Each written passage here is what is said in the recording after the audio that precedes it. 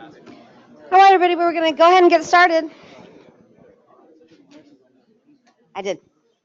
Okay, thanks everybody for joining us today. It's for the Austin HIMSS September Lunch and Learn. We see a lot of new faces here. This is a great crowd. I appreciate everybody coming out. I see a lot of new people, a lot of people from social care. Thank you for coming, guys.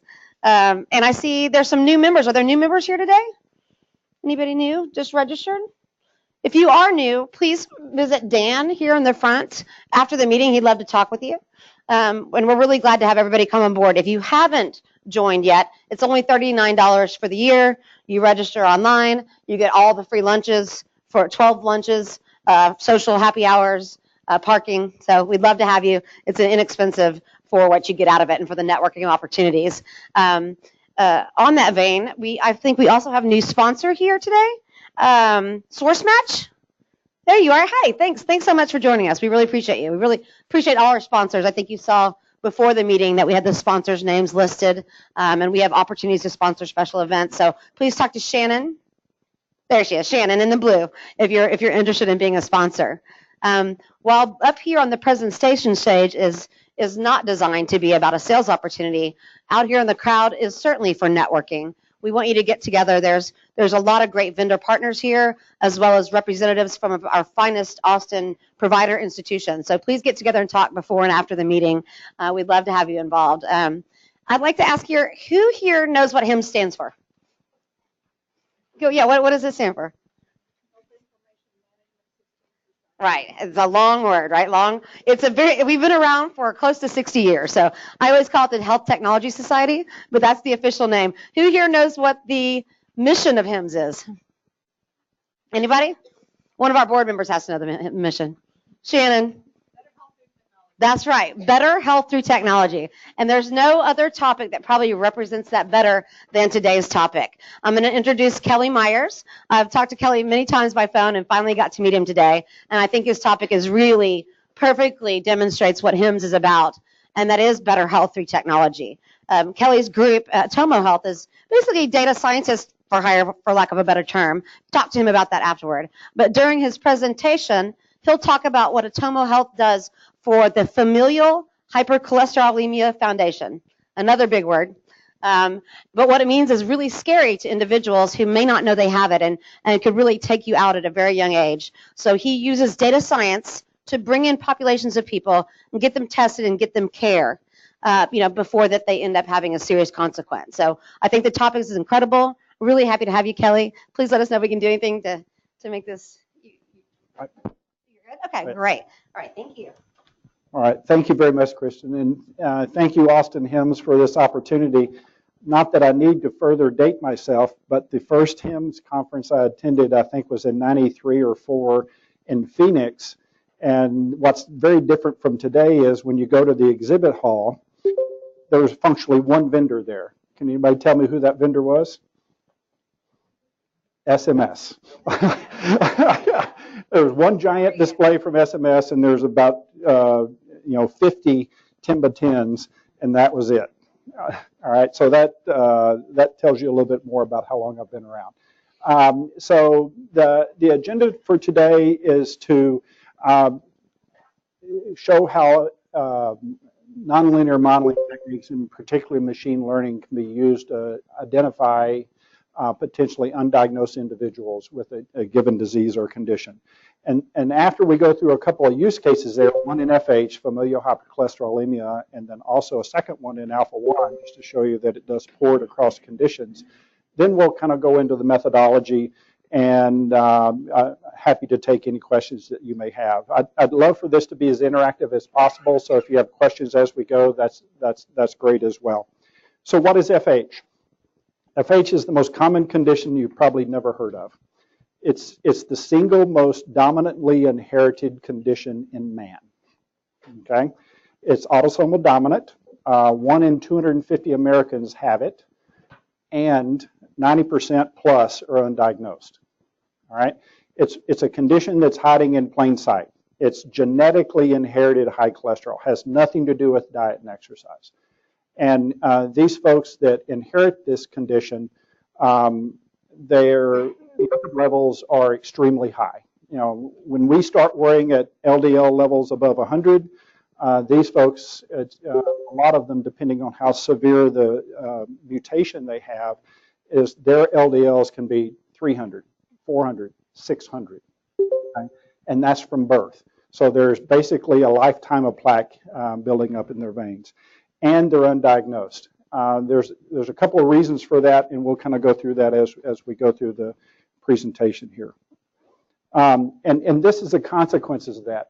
The yellow line, or the gold line across the middle, is kind of a lifetime accumulation level when individuals have enough cholesterol in their veins for heart disease. And what you see here, there's two forms of FH, heterozygous FH and homozygous FH. Homozygous is when you inherit it from both parents. Heterozygous is when you inherit it from one parent. If you're unfortunate enough to inherit it from both parents and you have a severe mutation, these people reach that lifetime level by their early teens. And it's not uncommon for some of the more severe mutations to start having heart attacks when they're 9 or 10 or 12 years old. All right. Heterozygous patient reaches that lifetime level at about age 35. The rest of us tend to reach that level here around age 55. And unfortunately for these folks, a lot of times the first symptom is a heart attack. Okay. All right. So it's a very serious condition, but that's the bad news. Here's the promise. Here's those same lines that I showed you earlier, 12.5, 35, 55. If it's found early enough, majority of patients, particularly with the heterozygous form of FH, can be managed on statins, okay, generic statins. All right. Yes, some people have a mutation severe enough that they need more advanced therapies, but if found early enough, they can bend the risk curve almost back into the normal range. All right. But if it's only found 10 years later, they don't quite get there. All right. So the story with FH is find them and find them earlier. The other thing I mentioned is it's autosomal dominant. So if an individual has FH, there's a 50-50 chance that all first-degree blood relatives have FH as well. So we don't find individuals with FH, we find families. In European studies, for every proband that was found, every index case that was found, an average of 3 to 5 family members were found as well. So it's a family disease. So universal screening is recommended by the American Academy of Pediatrics at 9 or 10. So if universal screening is occurring here, why don't we have folks diagnosed with FH? Bottom line is this is not being followed. All right. Most clinicians, most pediatricians do not do universal screening. And even the ACC and AHA says that everybody should have been screened by the age 21. But data from the FH Foundation. FH Foundation is a 501c3 nonprofit public charity that is a research and advocacy organization dedicated to helping folks get found with FH and making sure they get treated. Data from the Cascade FH Registry, which has data on about 4,700 patients across the country from 40 different lipid centers, has identified that even at these best lipid centers, the average patient in the registry started statin therapy at 39. All right, and even at these best lipid centers, the FH diagnosis, a differential diagnosis of FH, wasn't made until 47. That's 30 plus years of plaque that doesn't have to occur. Time is plaque when it comes to FH, and basically that's a lifetime of buildup in those arteries. All right, so how did we build the machine learning model in the areas of FH? Because there wasn't a diagnosis code for FH, a differential diagnosis code, until October of 2016. All right, so how do you find the true positives to train a model? So the foundation partnered with University of Pennsylvania and Stanford, and also with Geisinger Health System and Ohio State. And over the course of a couple of years, we were able to find almost 900 true positives to help train the model. And I'll get into how that's done in a moment. We had 900 true positives that were diagnosed by experts in the field as FH. And then we had tens of thousands of what we believed were true negatives to help train the model. And so we had to kind of attack the problem in a reverse manner because we didn't have a specific diagnosis. FH previous to the FH diagnosis code, which is E78.01, that started in October 16, it was just in a kind of a catch-all group for hyperlipidemia. All right, so what we did, we were able to build a database, mostly because of the foundation's position in the ecosystem as kind of being the honest broker of data in and around the area of FH.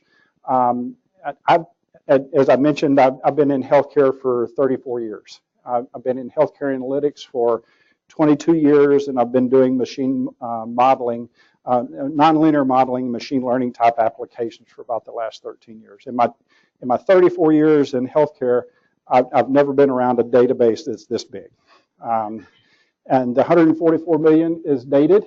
As of this week, that's now over 200 million.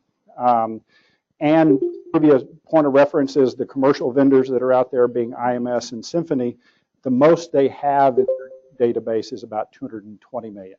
And we have 200 million folks in our database that have one of three things. They either have cardiovascular disease, being treated to prevent cardiovascular disease, or the big one that adds a lot of patients, they're being worked up for cardiovascular disease. All right. So once a patient's in the data set, we have all of their diagnosis codes, procedure codes, and medication claims for the continuum of the 5 years that they're in the system. And we don't just have their cardiovascular data. We also, if they went to the emergency room for a sprained ankle, we have that information as well. But the thing that makes the data most unique is we have lab result data on about 50 different lab assays on about 20 million of those folks, and we're looking to hopefully double that as well. So that was the roux in which we applied the FindFH model to. And we did it through this machine learning process, which I'll go through in a moment. And then what the algorithm has identified is about 1.3 million probable FH folks in the United States. Our data says, it seems to indicate that since the new diagnosis code has been available since last October, there's about 110,000 or so diagnosed patients. So that's about 10, a little less than 10%. This is an insight as to the remaining 90%. So how did we map them, if you will? The patients are de-identified to us. It's HIPAA compliant de-identified data, but the physicians are known to us. So the algorithm identifies a probability of FH for patient 124. We know that patient 124 is treated by Dr. Smith, all right? And so we map the patient to the physician and the physician to the geography where we know Dr. Smith to be. And so that's the algorithm part of it. We actually have multiple algorithms depending on the type of data that's available to us. We have a lab and claims model that works on the very large data set. We also have an EHR model that works without the notes, the unstructured data set. And we also have a model with EHR and the notes section that we partnered with Stanford on for that particular algorithm. So depending on the type of data is available, we can work at a national level to help find these folks, or we can work with an integrated delivery system and excerpts from their EHR to help identify these folks at a local level. All right, so how does the algorithm work? What you're looking at here in any of the folks that have more of a clinical background, these are kind of three characteristics looking at three different types of data that most clinicians would think, yes, I should consider FH in this particular type of patient. First example here is if their LDL-C is extremely high and they're on a lipid-lowering therapy and the LDL-C is not responding at all and they're relatively young. Most clinicians that are familiar with FH If you ask them, should you consider FH in this patient, most clinicians would say yes. The second group is somebody with ASCVD, already established cardiovascular disease, and they're on 2 or more lipid therapies and they're under 60, same kind of thing. Third scenario is they're on 3 or more lipid therapies and they're relatively young. Most clinicians that are familiar with FH would consider FH for those various cohorts.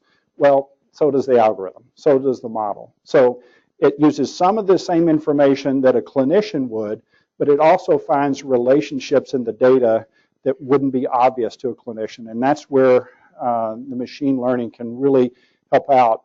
As I showed you the Venn diagram of the data earlier, the algorithm can make a call just on prescription data alone and age and gender. All right. Now, it's better if it has all 3 types of data, but it does give some insights even when you only have limited data sets within that. And then within our data set, here are the number of patients in each of those cohorts that the algorithm says, yes, I think this individual has FH. But the algorithm is also fairly discriminating. So take this middle example right here, this 155,000 patients. There's over 1.5 million patients in the database that match those criteria, but the algorithm only identified about 150,000 as probable FH. So it does discriminate. It's not just a rule-based system, if you will.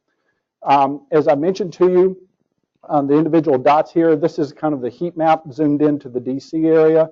You can see here each kind of 3-digit zip code has different prevalence.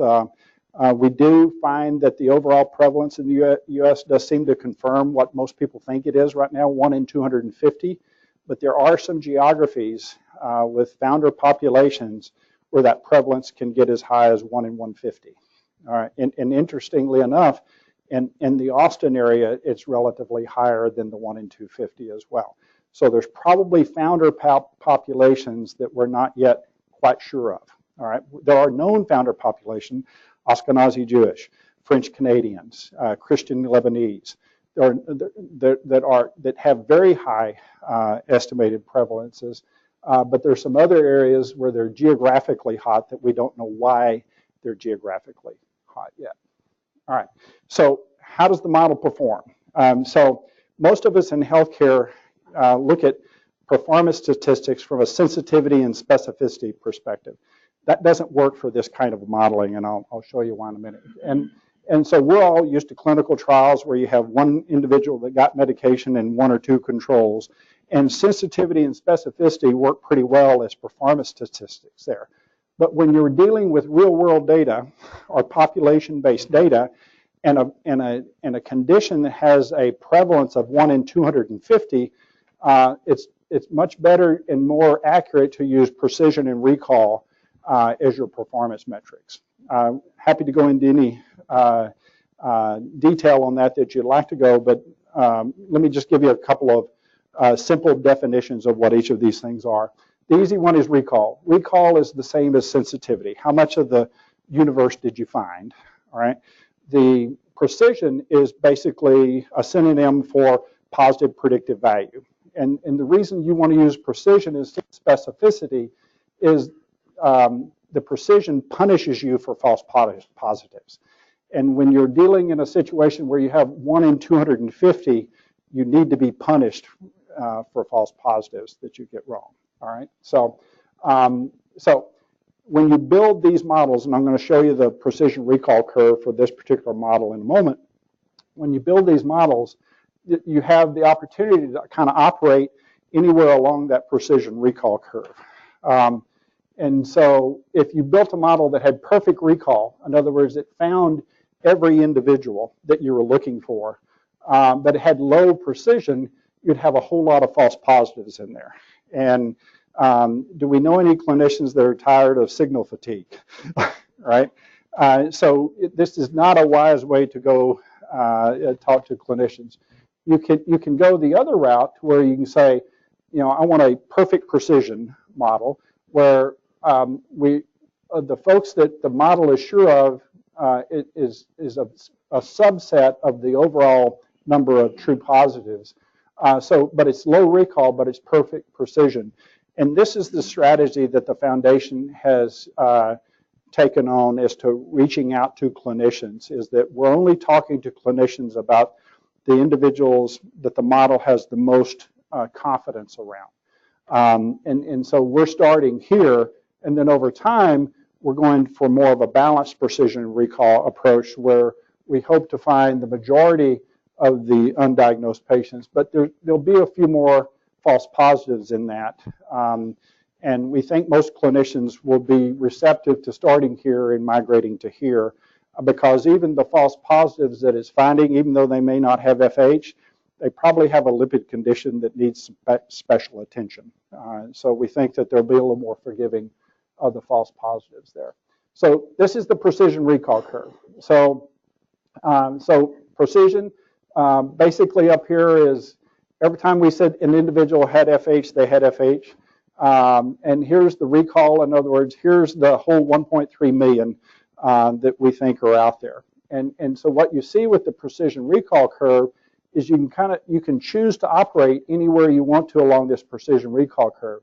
And as I mentioned, we're kind of starting up here to where the precision in our test data set is 0.85, said another way, about 8.5 times out of 10 when the model thinks an individual has FH, they have FH, all right? And we think that that's going to get us to almost half of the population out there. So as we're reaching out to clinicians about the probable FH patients in their practice, we're living on this side of the precision recall curve, all right? Now, you can make an argument that if we're right about these, we can find the rest of the probable FH patients out there without the benefit of the model, because it's autosomal dominant. All right, so if you could cascade family screening and treat everybody you find up here as a proband or an index case and screen the rest of their family, we think that we'll expedite getting the folks found that way. All right, so that's the algorithm. What the foundation is doing now is starting to reach out to clinicians to get them to come to a website. A physician that's interested is said, I want to know about the patients in my practice, and so they can register with the foundation. And one of our partners for this is LabCorp, all right, for the lab result data. LabCorp and the clinician are already covered entities together. So even though we don't know who the patient is, all right, the physician can request the identity of the patient from LabCorp, and LabCorp can tell them. We'll never know who the patient's identity was, but all this operates under the treatment exception to the privacy rule, and the HIPAA criteria are carried throughout. So how do we go about engaging those clinicians? Everything that I've talked about so far is technology. Now this is practice. We're kind of taking the Thomas Edison approach. We've successfully identified a few ways that don't work, and maybe one or two that does. But we did some market research on the front end, and we said, ask the clinician if they had probable FH patients in their practice, would they like to know who they were? They said yes, but don't call me. All right, and so interact with me. I'd like to hear about it, and I'd like to hear about it from a peer, hopefully somebody I know. So there's 27 FH experts that are physicians across the country that are affiliated with the FH Foundation, and we use network data, in other words, patients in common, with other clinicians, and we're in the first phase of our reach out here, we started with a few hundred, but the next phase will be 4,000 clinicians that are connected to these 27 scientific advisory board clinicians, and reaching out with that series of messages, everything from what is FH to help me with cascade screening. All right, so because we know that most clinicians are going to be more on this side of the realm. The most common statement we get from a clinician that isn't doesn't know FH really well is, if I'm treating the cholesterol, what difference does it make? All right, that's the most common statement we get back. I understand it, but they're ignoring the fact that it's autosomal dominant, and therefore the entire family needs to be cascade screened. And they're also ignoring the fact that if you have FH you have, and left untreated, you're at a 20 times greater risk of an early MI than if you don't have FH and just have high cholesterol. So it helps communicate, the differential diagnosis of FH helps to communicate the importance of early and aggressive treatment. And the communications that the foundation has put together is everything from what is FH to, yes, I know FH, help me screen this patient's family. And those are the type of services. And then we hopefully get them to the website. So that's FH. I'm going to pivot now and talk a little bit about alpha-1 antitrypsin deficiency. It's another disease area where we've applied this technology. Alpha-1 is, yes? So since it is a gene mutation, yes. the genetic testing part of this, or is it in the future a big part? Principally in the United States right now, a phenotypic diagnosis dominates. There are 3 genes that are involved, and about 80% of the patients with a phenotypic diagnosis of FH will have a known mutation. About 20% won't. So it's anticipated that there's mutations that haven't yet been found. With some of the new therapies, some of the payers are requiring genetic testing. Interestingly enough, they're requiring genetic testing, but many of them won't pay for it. And so we see more and more genetic testing happening, but the position of the foundation is we think that will advance the science. We want to make sure that it doesn't keep people from getting therapy. That's the main thing. But there are about 1,600 different genetic variances across principally three genes for FH. So it's a very heterogeneous condition. You can have a very mild mutation, or you can have a very severe null receptor type mutation.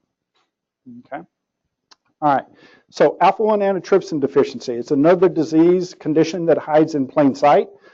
There's about 1,500 patients a year diagnosed with alpha-1. It masks as COPD or asthma. So it's hiding in an ocean of about 25 million patients. So the question becomes is, and those 25 million patients are being touched by about 500,000 docs. All right, or let's keep the math simple. Let's say 250,000 docs that principally managing those 25 million patients. All right, so which of those 250,000 physicians are going to have a alpha-1 patient that will be diagnosed in the next 12 months? So FH is both a rare model and a common disease model. Rare for HoFH, common for the HeFH of 1 in 250. Now let's look at something where only about 1,500 patients are diagnosed a year. So as I mentioned to you earlier, if you concentrate on the high precision part of the precision recall curve, we built a model that with the precision of 0.92, we found 300 patients that were going to be diagnosed in that year. 300 of the 1,500, or about 20% of the patients, with 92% accuracy in 275 physician practices. So we went from 250,000 physicians to 275. All right, so that's a couple orders of magnitude greater focus, if you will. And then we relaxed the precision constraint to 0.82, and we found almost a third of the patients that were going to get diagnosed in that third year. So we've done this process now in 3 different conditions, one in women's health, and we're just starting a new one in narcolepsy, hopefully in the 4th quarter. So we have been able to show that the process works across a number of different types of conditions.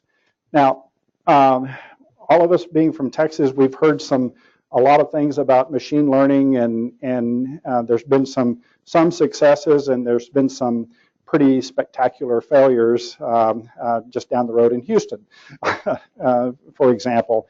And this is my personal opinion of when things like machine learning can work and when you have to be careful. Yes, machine learning is all the rage, and it's the sexy, shiny nickel, if you will. But I personally think these other 2 domains are much is equally as important as the knowledge in the machine learning area. You have to have the healthcare domain expertise to understand, to know what information to show the model and how to create features. And you have to understand healthcare data. All of us here know all the charms and challenges of healthcare data. And you really need to know the few things that healthcare data can do, and most importantly, the many things that healthcare data cannot do in this process. And I think the things that happened down the road, my guess is they didn't fully embrace all three of these, and because you're going to have a blind spot if you don't have all three. Most people think that you need EHR and in particular unstructured data to do this with, and as we've demonstrated, we have built models with EHR data. The challenge is no standardization, right? You've seen one. The models that we built with claims data are within a few F1 score points of the models that we built with EHR data. So yes, it's better to have EHR data, but we can take claims data at scale from one of the few vendors that are out there and have pretty good results. All right, so the high-level process here is you bring the data in, you run it through, you identify those true positives and what you believe to be true negatives, you run them through the process, it identifies the probable individuals with that given disease or condition, and aggregate those individuals to the clinician, and then engage those clinicians based on those that have the highest concentrations of those particular patients. And this data set, just like every other data set we've ever worked with, follows the power law. For the 300,000 or so clinicians that have at least one FH patient, half of them are in 30,000 physician practices. All right, so the data follows the power law. Some of that is probably because of the founder effect, but we don't know all the reasons why some of these patients will be concentrated so much. Our process is we use deep learning and machine learning in a couple of places in our process. We bring data in, we take it through data cleansing, but we use the AI in the feature selection process. Sometimes we use random forest, sometimes we use deep learning on the feature selection process, and then on the model training and iteration. We do a bake-off each time, but I'm not sure why we do, because random forest usually wins in the process. So that's kind of a high-level view of our process. It's software that learns by example. We're exposed to machine learning every day, whether it's a Amazon recommendation or a Netflix recommendation, and even now the Google search algorithm doesn't much depend on PageRank anymore. They use a lot of machine learning in what they're doing. So yes, it looks at diagnosis in the history or a drug in the history, but where the algorithm really earns its money is what I call velocity metrics. All right, so how many times did they go to a specialist? How did they progress through specialists? How many medications are they on to treat a given condition? Is the condition responding? Is it not responding? Those are the velocity type metrics that is where machine learning really earns its keep in this process. So very simple diagram here. So let's just assume most of our models have anywhere from 100 to 300 different features. Let's just assume that this particular model only has 2 features, and it could be a lab value and a frequency of a diagnosis. And the model would look at this and say, okay, I think everybody above the line has condition X. All right, and so that's the training part of the algorithm. So then you show the model somebody the outcome for that the model does not. And the algorithm is going to say, I think this person has a probability of having that condition. So that's your test feature, if you will. And then you can measure the overall response, if you will, going forward. I think I mentioned most of this here, but when you start building features that are nested elements of other of individual elements, that's when the algorithm really starts to take off. All right. So one of the things that's really important here is everybody concentrates on getting the true positives. It's really important to really have the true negatives in the model in the same prevalence that you expect there to be in the population. So if you're dealing with a condition like FH, HEFH, where there's a prevalence of 1 in 250, for each true positive, you should have 250 believed to be true negatives in your model. Because if you don't, you're going to bias the model to find the condition more commonly or less commonly than it's likely to occur, and you're going to really hurt your false positive rate if you don't do that. And most people, one of the mistakes they make is they go back to the old sensitivity and specificity ratio where they'll show the model 1 true positive and 1 true negative. Well, the problem with that is it's going to try to find a prevalence of 1 in 2 when you start applying it to real world data. We use a process to where we can use cross-validation where you take your data set, where you train it on 90% of the 95% of the data, and you hold back 5% and you test on how the model did there. And then you train it on a different 95% and test it on the 5% that you held back. And so through this cross-validation technique, if you take care of all the possibilities of data leakage so that you don't have any information sneaking in here, which is no small feat, and most of my gray hair comes from making sure we don't have data leakage in the test set. And so by doing that, you can use the same data set over time for both your training and your testing, and then apply it in real world situations like that. So we talked briefly about applications in patient finding.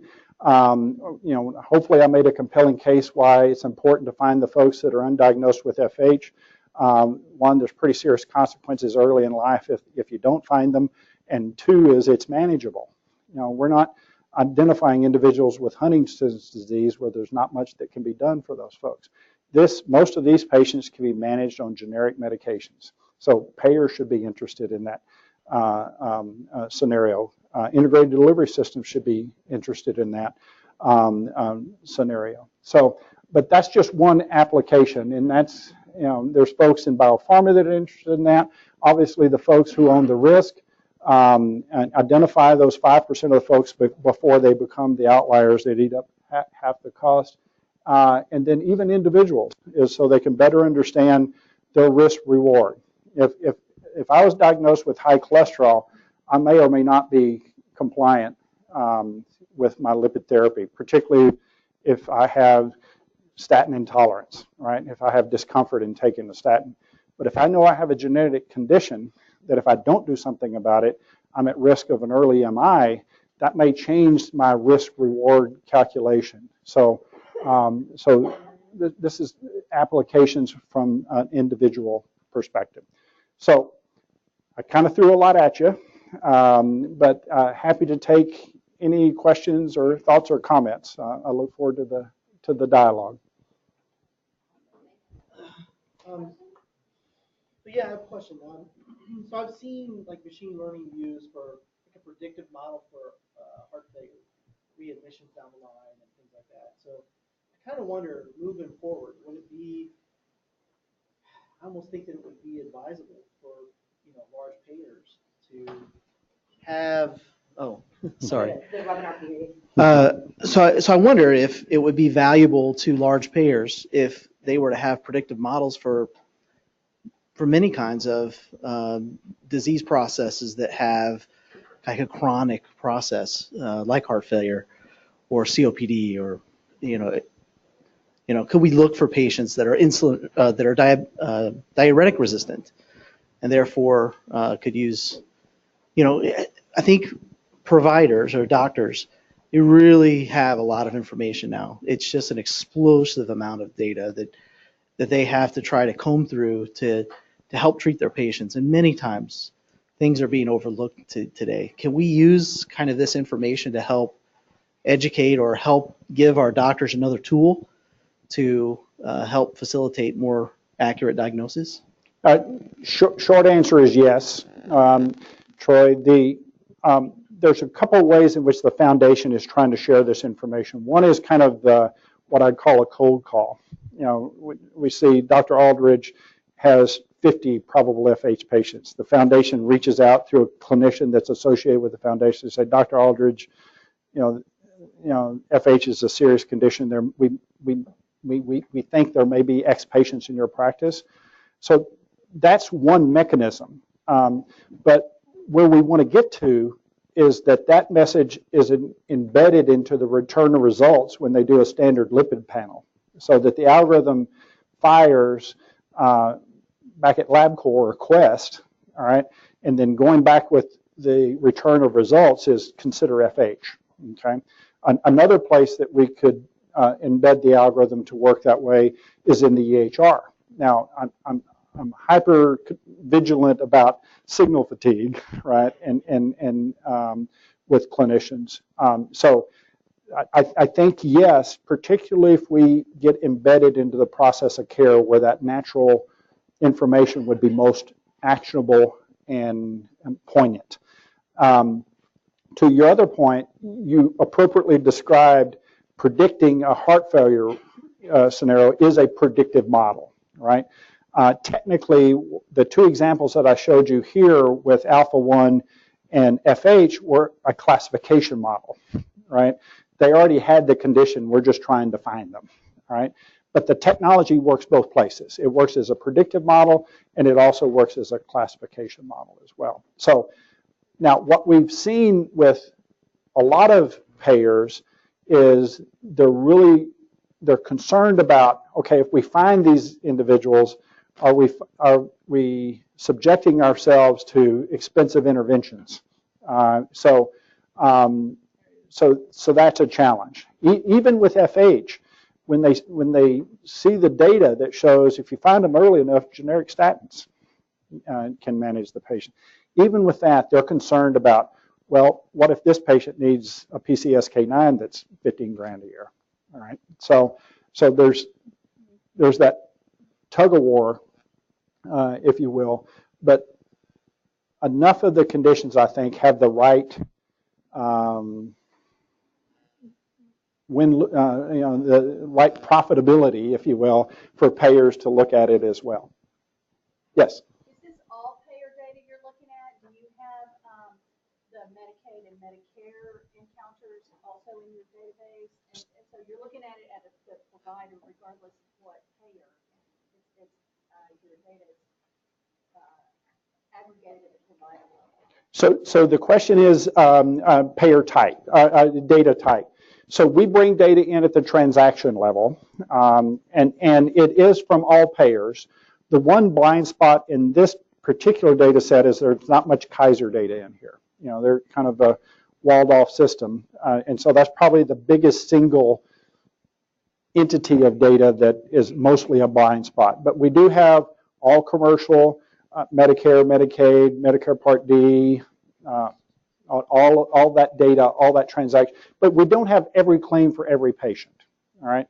From my experience over the years, when you look at a disease prevalence and you look at the number of patients you end up having in the data, it looks like we probably have something on 80% of the patients with a given disease or condition, but we won't have every transaction for that patient. So it's a guess because nobody knows how big the ocean is, but our best guess is we probably have about 2/3 of the healthcare transactions for any given disease or condition available to us through this claims type model.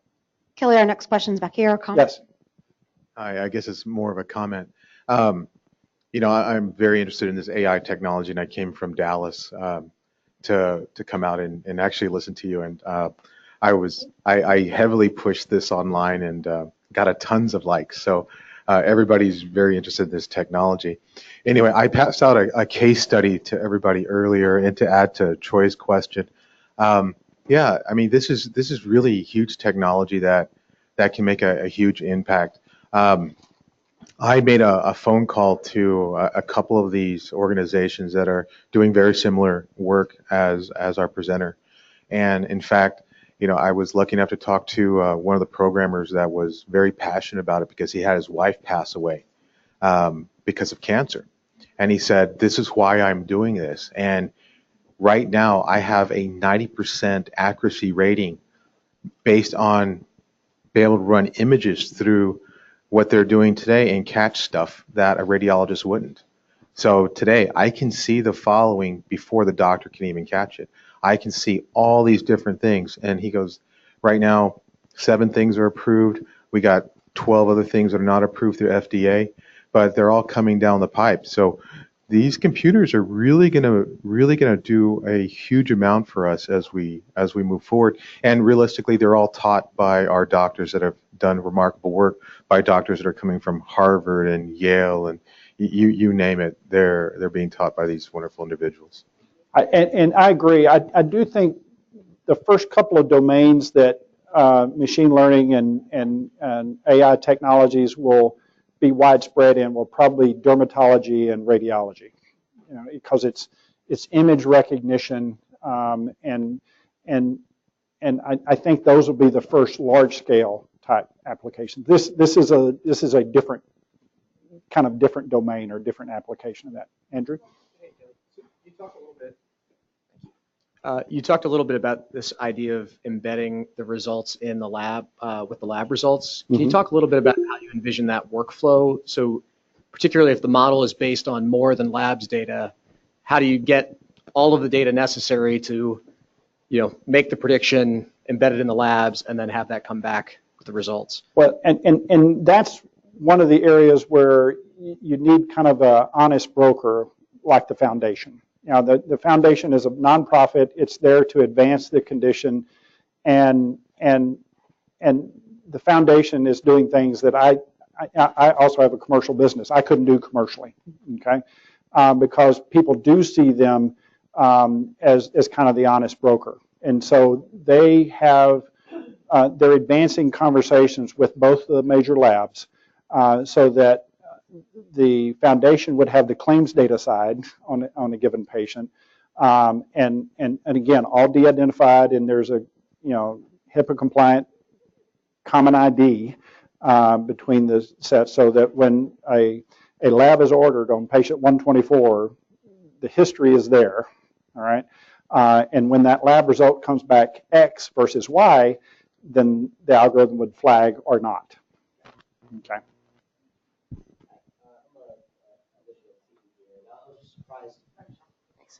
I was surprised what you had said, that the physicians you talked to really only wanted to know if the likelihood of FH is just very high, like favoring specificity over sensitivity for screening tests. And were these FH specialists or like general cardiologists or primary care like that had this attitude? Thank you for the question, because I misspoke. The foundation's philosophy is, let's start with those patients we're most confident of, so that we start the dialogue with clinicians on a positive vein. So that if we don't want to tell a clinician we think you have 10 patients and only be right about 4 of them. All right, so we're going to start with the clinicians that when we think they have 10 patients, and we'll talk to them about the 5 or 6 that have the highest score. That dialogue goes well. We're anticipating the clinicians say, what else do you have? Okay. and then kind of in a second wave, talk to them about the ones that the model wasn't quite as sure of. Yeah, because I think for something as serious as FH, that if as long as they actually trust this information and it fits into their workflow, that they would be happy to know, even if it's lower likelihood, but catch anybody who could have it. And that's why we think over time, the algorithm, while it may not be right about FH, is probably right about some serious lipid disorder. So we think that most clinicians will be a little more forgiving of those false positives, but we're hypersensitive right now to signal fatigue, that clinicians are being experienced are experiencing. So.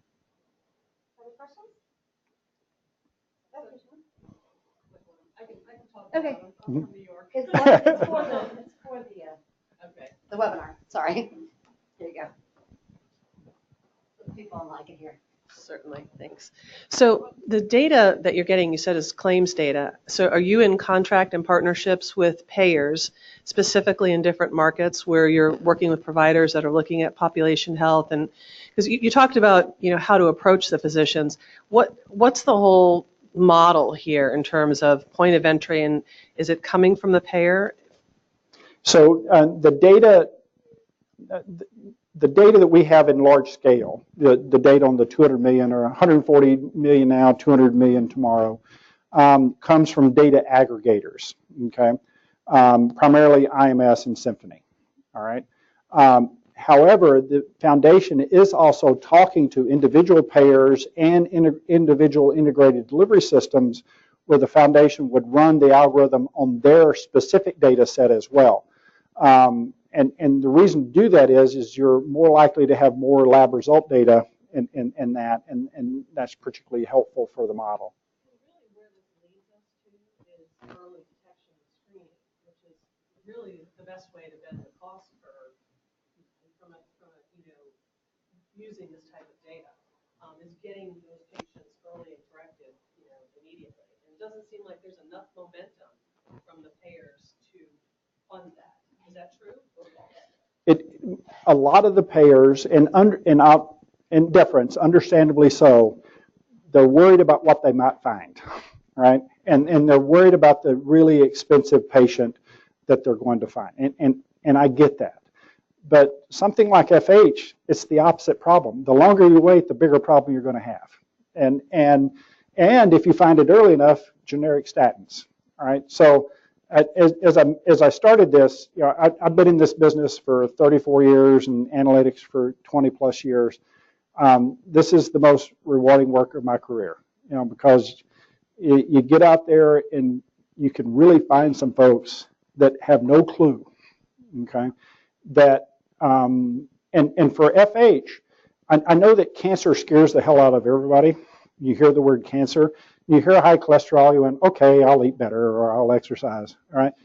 But for individuals with FH who've had 300 LDLs since in vitro, literally in vitro, it's cancer if you don't do something about it right then, all right? So, and it is kind of the, I think it's a good poster child, if you will, for the value of applying this kind of technology to find these folks early enough. Better health through technology. Any other questions, guys? Okay. Sorry, it's for the people online. Yeah, I know. So I work in data every day. So I was actually wondering, what is the time lag in your data? Because you're talking about how you're getting it aggregated from these big companies. So when we get a refresh, the newest data we have is about 6 to 8 weeks old. Okay, and currently we're updating the data set about twice a year, but it is available from the commercial vendors weekly if you want it and have enough money for it. Feel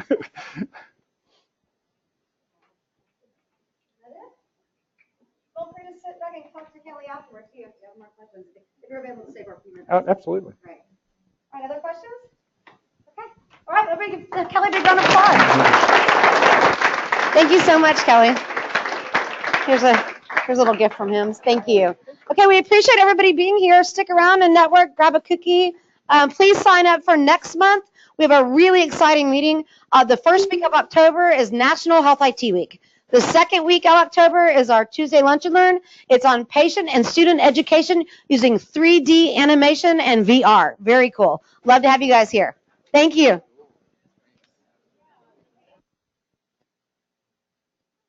Oh, by the way, there's a happy hour also this month. September 21st, after work at the Black Star Co-op. Please join us. It's online. Come and check it out. We'd love to have you there.